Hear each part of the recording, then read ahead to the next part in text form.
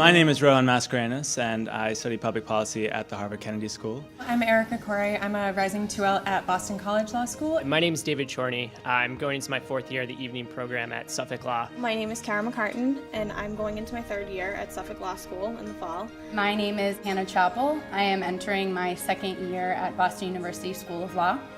The way in which you achieve the maximum impact in terms of change is to encourage emerging leaders, to break down those silos, to encourage and enable them to recognize how effectively they can participate in politics, in decision-making, in policy-making. That was the beginning of our request through the foundation that I set up, which was led by my wife, to create a continuation of the vision we had. Our foundation focuses in three areas. We've created a very interesting partnership between Harvard University and the Kennedy School at Harvard, where we've created the Rappaport Institute that does research in state and local public policy and has a summer program for graduate students from any school in Boston. The Rappaport Fellowship is a unique program in which each year we open it for applications to all of the 6 Boston area law schools, and we choose the 12 best students each year. Well, the program is, in its core, is offering to have a chance to see government in action. We go behind the scenes in state and local government to see how government provides these services. It really set the foundation for me as far as understanding what people do in government and the commitment and the work that they put into their daily jobs. I got to essentially sit in an office where all of the kind of public policy of the day flows through that office. I had the opportunity to see government in action, a real bona fide program and the day-to-day activities to make that program work.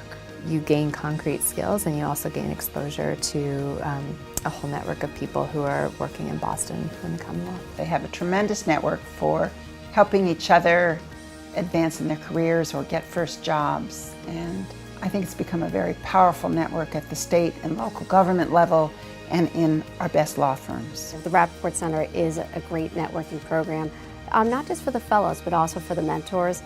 It allows us to sometimes reconnect with their mentors or their supervisors at their fellowship. Some of the great contacts that I've made with the fellows have been through the program.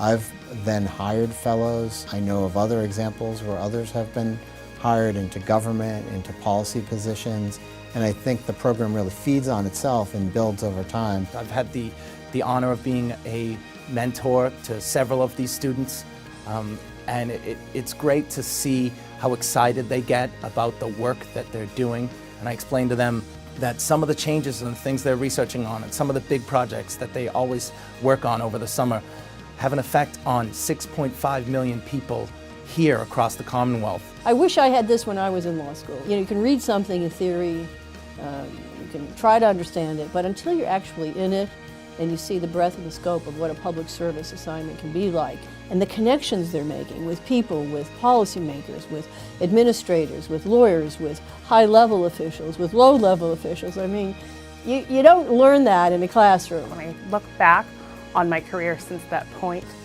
and think about what I learned during that 3 months, I'm so thankful for having the experience.